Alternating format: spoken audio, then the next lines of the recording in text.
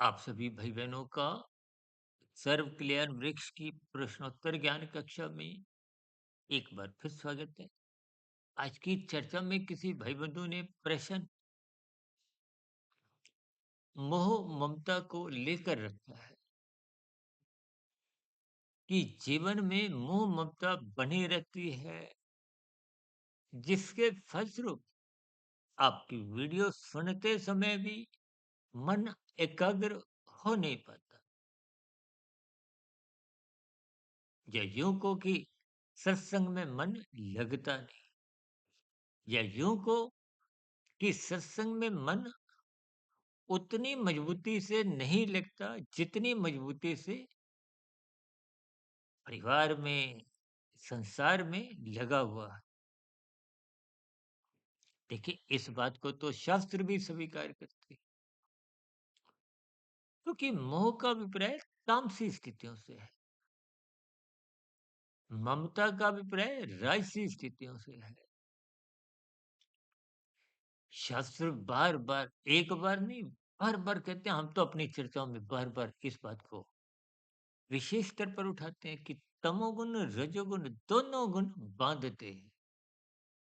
लेकिन देखिए, यहाँ कोई स्पष्ट रूप में ऐसी निंदा नहीं है कि आपके परिवार में, अब देखिए ना, बच्चों के प्रति मोह होता है, माता पिता का स्वाभाविक स्थिति है। लेकिन तकनीकी रूप से देखिए, मोह ममता शब्द बोल दिया जाता है, मोह के साथ ममता शब्द आ ही जाता है, यूं क्योंकि संसारी रजोगुण तमोगुण की स्थितियां एक साधारणतः बनी ही होती है। शास्त्रों ने तो इस बात को भी स्वीकार किया है कि एक संसारी मनुष्य राजसी ही होता है और सत्वगुण बढ़ाने का एक अवसर है। देखिए, मनुष्य से नीचे की जोनियां तामसी हैं, दंडनीय है। तमोगुण की शास्त्र कहते हैं निंदा करो। या निंदा का अभिप्राय क्या है कि आप कानून का उल्लंघन मत करो। हम बार बार कहते हैं ना, लाल बत्ती पे रुक जाओ, हरी बत्ती पे ही चलना है। और भी देखिए, जो कायदे कानून सरकारी आदेश है, उनका पालन करो। एक व्यवस्था के अंतर्गत अपना जीवन भी सुखमय बनाओ, दूसरों का भी जीवन में कोई विघ्न, कोई दुख मत लाओ। लाल बत्ती पे यदि नहीं रुकते तो दूसरों की हरी बत्ती में आप विघ्न लाते हो। उस विघ्न का कमरा फिर चालान करता है। चालान मिलने पे आपको में दुख होता है। परमात्मा की व्यवस्था में भी कर्म बल सिद्धांत के अनुसार कहा गया है, ये करो ये मत करो। शास्त्रों में तो बस दो ही बातें की हैं, ये करो ये मत करो। ये तो देखिए, शास्त्र कितनी ही स्थितियों का बोध करवाते हैं, लेकिन मूलभूत बात क्या है? ये करो ये मत करो। बस इतनी सी बात समझ नहीं आती, फिर जीवन अधोगति की ओर जाए। ये नीचे की तामसी जोनियों का अभिप्राय क्या है कि मनुष्य जीवन में जब आप पाप कर्म अधिक कर जाते हो, कानून का उल्लंघन कर जाते हो, उसका अनुपात बढ़ जाता है, पुण्य कर्मों की स्थितियां कमजोर रह जाती हैं। तो फिर, क्योंकि मनुष्य जोनि तभी मिलती है जब पुण्य कर्म कम से कम 50-51% हो। अधिक हो तो अच्छी बात, लेकिन न्यूनतम स्थितियां, या यूं को कि पुण्य पाप कर्मों की कम से कम एक तुल्यता होनी चाहिए। और पाप कर्म क्या है? तामसी स्थिति। राजसी स्थितियों को पाप में नहीं, पुण्य कर्मों में ही रखा है। लेकिन इनको हम देखिए बार बार कहते हैं, तमोगुण घटे की स्थिति है, हानिकारक है।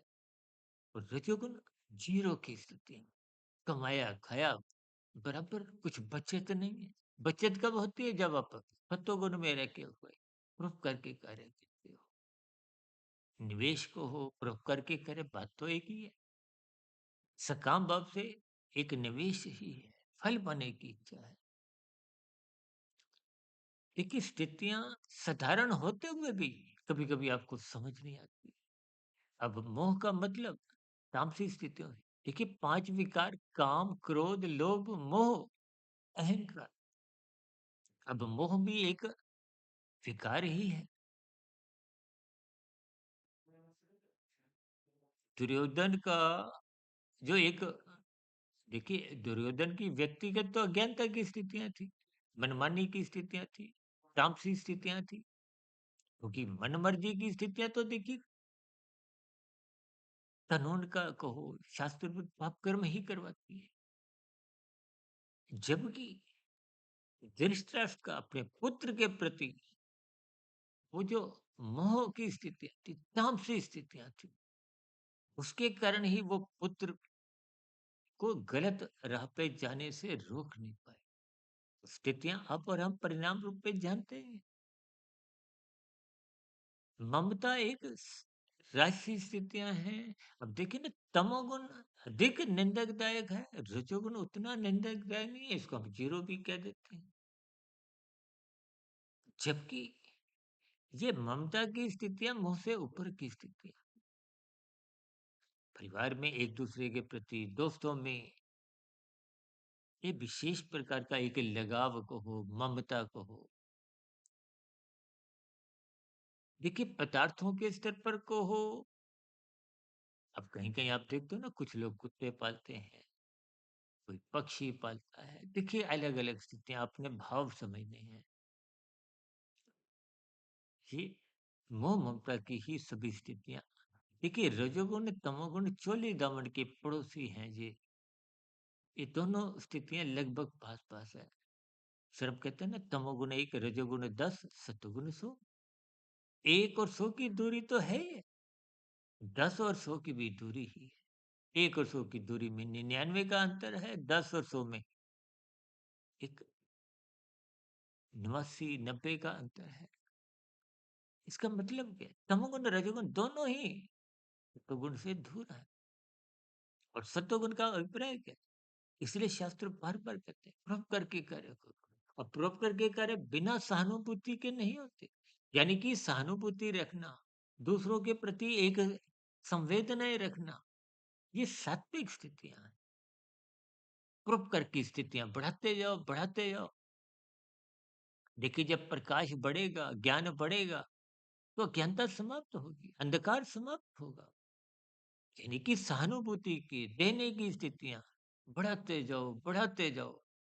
जब बढ़ाते जाओगे, तो ये निश्चित रूप से देखिए, जब आप सतोगुण का अधिक संग करोगे, तो रजोगुण का संग, तमोगुण का संग अपने आप ही घटेगा। एक को बढ़ाने का मतलब दूसरे को घटाना अपने आप ही है।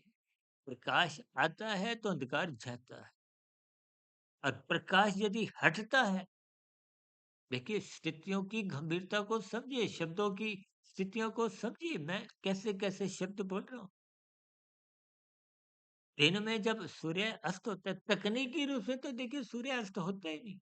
सूर्योदय, सूर्यास्त की स्थितियाँ नहीं होती, पृथ्वी गोल है, अपनी सतह पे परिक्रमा करती है। एक बार हमने वीडियो बनाई थी, प्रतिदिन 24 घंटे की स्थितियाँ। यानी कि जब सूर्य का प्रकाश अपने आप ही हटता है, जब स्थितियाँ कुछ ऐसी बनती हैं, तो अंधकार में स्थितियाँ बनती हैं। जब आप सत्संग नहीं करते, तो ये मोह ममता की स्थितियाँ, विषय भोगों की स्थितियाँ, ये निरंतर मजबूत बनती है। आज 24/7 विषय भोगों की आसक्ति का कारण ही यही है, सत्संग का अभाव। ब्रह्म मुहूर्त में उठने की स्थितियाँ कमज़ोर हैं। प्राचीन समय में देखिए, प्रभात फेरी निकलने का एक ही उद्देश्य है। एक बार हमने वीडियो बनाई थी, जो जागत है सो पावत है, जो सोवत है सो खोवत है। आजकल तो ये प्रभात फेरी की स्थितियाँ दिवाली पर्व से कुछ दिन पहले या गुरुपुरब के कुछ दिन पहले कुछ स्थितियाँ निकलती हैं। कुछ बहुत ही छोटे स्तर पर। रात को देरी तक मनुष्य जगता है तो तमोगुण बढ़ाता है, भावनात्मक स्थितियों से जुड़ता है, इसलिए ब्रह्म मुहूर्त में उठते नहीं। इसलिए ब्रह्म मुहूर्त में उठने की स्थितियां मजबूत करें, ये देने के भाव जगाएं, रुक करके कार्य करें, सहानुभूति के भाव जगाएं। ये निश्चित रूप से आपकी जो एक समस्या है, मोह ममता की स्थितियां जो मजबूत हैं, वो अपने आप ही कमजोर हो रही। देखिए, अपनी जिम्मेदारियों से भागने की स्थितियां का अभिप्राय नहीं है। अपने जिम्मेदारियों को मर्यादित स्तर पर, यूँ तो देखिए, काम का अभिप्राय आवश्यकताओं की पूर्ति तक तो है। जिस 24 में 7 विषय भोगों की असक्ति से एक निंदक स्थितियां बनती हैं जो आज वर्तमान समय में आपके हमारे परिवारों में राज्य करती है। इसलिए शब्दों की स्थितियां, गुणों की स्थितियां, इनको ज्ञान पूर्वक समझें, सत्संग करते रहें, सत्वगुण का संग करें, महात्मा से जुड़ें, ब्रह्म मुहूर्त में उठें। ये स्थितियां निश्चित रूप से आपकी राशि स्थितियां एक मर्यादित रखेंगी। मर्यादित रजोगुण कभी भी तमोगुण में गिराता नहीं है। यानी कि ममता की स्थितियां एक मर्यादा के स्तर पर रखो, ताकि मोह की निंदक स्थितियों से आप और हम गिरने ना पाए। इन सभी स्थितियों को आप जितना जितना ज्ञान पूर्वक समझ जाओगे, उतनी उतनी आपकी हमारी आध्यात्मिक स्थिति मजबूत होगी।